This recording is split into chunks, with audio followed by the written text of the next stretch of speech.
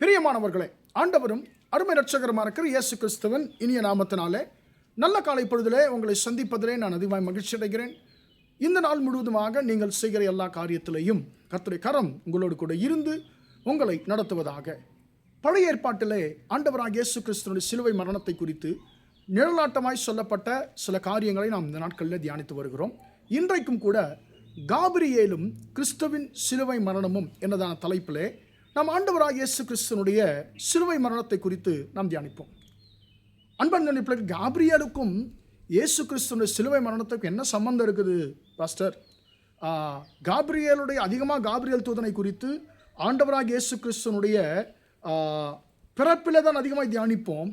நீங்கள் இறப்போடு சம்பந்தப்படுத்துகிறீர்களே, காபிரியேல் தூதனுக்கும் இயேசு கிறிஸ்துவனுடைய இறப்புக்கும் சிலுவை மரணத்துக்கும் என்ன சம்பந்தம் என்று சொல்லி நமக்கு கேட்க தோன்றலாம்.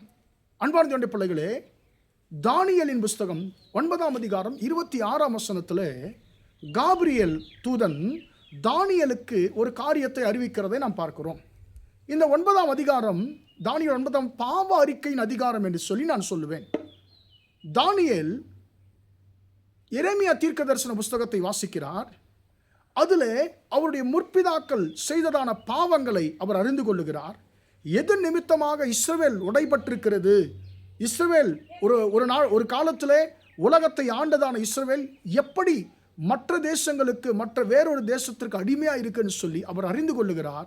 அதற்கு காரணம் தன் முற்பிதாக்களுடைய பாவங்கள் தான், துணிகரம் தான் என்று சொல்லி அவர் அறிந்து கொண்டு கர்த்தரிடத்தில் தனக்காகவும் தன் ஜனங்களுக்காகவும் அவர் பாவ அறிக்கை செய்து ஜெபிக்கிறார்.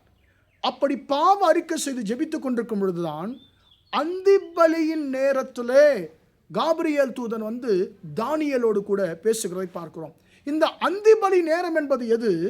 ஆதாம் ஏவாள் ஆண்டவராகிய தேவனோடு கூட தோட்டத்திலே உலாவினதான நேரம்தான் இந்த அந்திபலி நேரம், மதியம் 3 மணி.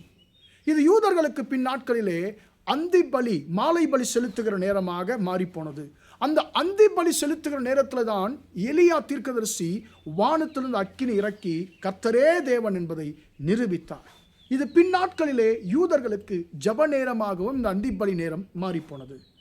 கர்த்தரோடு கூட உலாவ வேண்டிய அந்த நேரம் அது. அந்த உலாவக்கூடியதான அந்த சூழ்நிலை, அந்த வாய்ப்பை ஆதாம் ஏவாள் பாவத்தினாலே இழந்து போனார்கள். இப்பொழுது அவருடைய சந்ததியார் கர்த்தரே உண்மையுள்ள தேவன் என்று வானத்திலிருந்து அக்கினி இறக்கி அவர்கள் கண்ணார கண்டார்கள், ஆனாலும் அவரை விட்டுவிட்டார்கள். இப்பொழுது அந்நிய தேசத்தில் அவர்கள் அடிமைகளாக இருக்கிறார்கள்.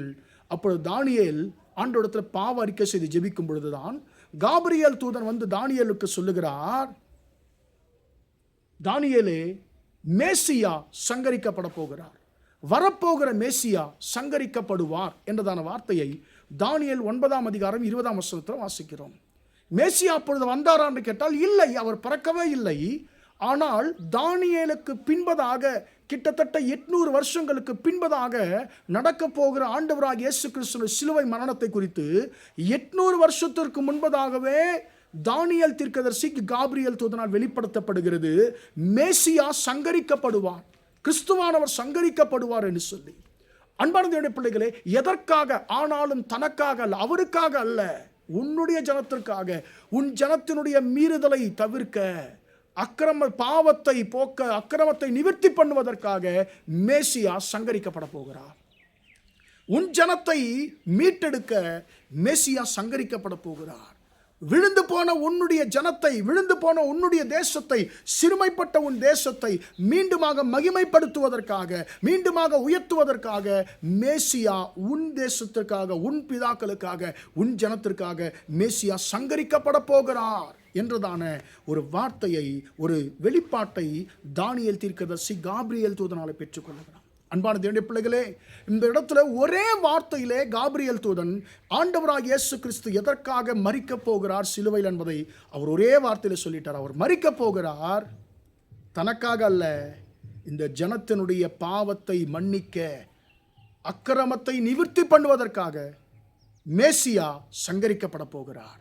அவருடைய மரணத்தின் மூலமாக உன்னுடைய சிறுமை மாறப்போகிறது, உன் தேசத்தின் சிறுமை மாறப்போகிறது, உன்னுடைய ஜனங்களுடைய எல்லா விதமான தோல்விகள் மாறப்போகிறது. உங்களை உயர்த்துவதற்காக, உங்களை மேன்மைப்படுத்துவதற்காக கிறிஸ்துவானவர் தன்னுடைய மேன்மையெல்லாம் இழந்து அவர் சங்கரிக்கப்பட போகிறார், அவர் சிலுவையில் மரிக்கப் போகிறார் என்றதான ஒரு செய்தியை தானியேலுக்கு காபிரியேல் தூதன் அறிவிக்கிறான். அன்பான தேவனுடைய பிள்ளைகளே, ஆண்டவராகிய இயேசு கிறிஸ்து யாருக்காக மரித்தார்? உங்களுக்காக, எனக்காக. நம்முடைய பாவத்திலிருந்து உங்களை மனை விடுதலையாக்குவதற்காக ஆண்டவராகிய இயேசு மரித்தார். நமக்காக நம்மை மேன்மைப்படுத்த தன்னையை ஒப்புக் கொடுத்த இயேசுக்கு நம்முடைய வாழ்க்கையை ஒப்புக் கொடுப்போமா? ஜெபிப்போம். இரக்கமுள்ள தகப்பனே, நன்றியோடு துதிக்கிறோம், ஸ்தோத்திரிக்கிறோம் ஐயா. இம்மட்டுமாக அந்த வார்த்தைகளை கேட்ட உம்முடைய பிள்ளைகளை கர்த்தர் ஆசீர்வதியும் ஆண்டவரே. அப்பா, தானியேலுக்கு ஆண்டவரே நீர் உம்முடைய தூதன் மூலமாக அறிவித்தீர், தனக்காக அல்ல உன் ஜனத்திற்காக மேசியா சங்கரிக்கப்பட போகிறார் என்று சொன்னீங்க ஆண்டவரே. இன்றைக்கு தகப்பனே, எங்களுக்காக உம்முடைய குமாரனை ஆண்டவரை நீங்கள் ஒப்பு கொடுத்தீங்க. நாங்கள் ஆசீர்வதிக்கப்படுவதற்காக அவரை சிலுவையில் பலியாக்கினீரே ஆண்டவரே. உம்முடைய குமாரனுடைய சிலுவை மரணத்தினால் உண்டாயிருக்கிற எல்லா ஆசீர்வாதங்களும் இந்த வார்த்தை கேட்டுக்கொண்டு ஒவ்வொருவருக்கும் உண்டாகட்டும் என்று சொல்லி இயேசுவின் நாமத்தில் ஒப்பு கொடுத்து ஜெபிக்கிறேன் ஜீவனுள்ள நல்ல பிதாவே. ஆமேன், ஆமேன். பிரியமானவர்களே, கர்த்தர் உங்களை ஆசீர்வதிப்பாராக. Praise the Lord, praise the Lord.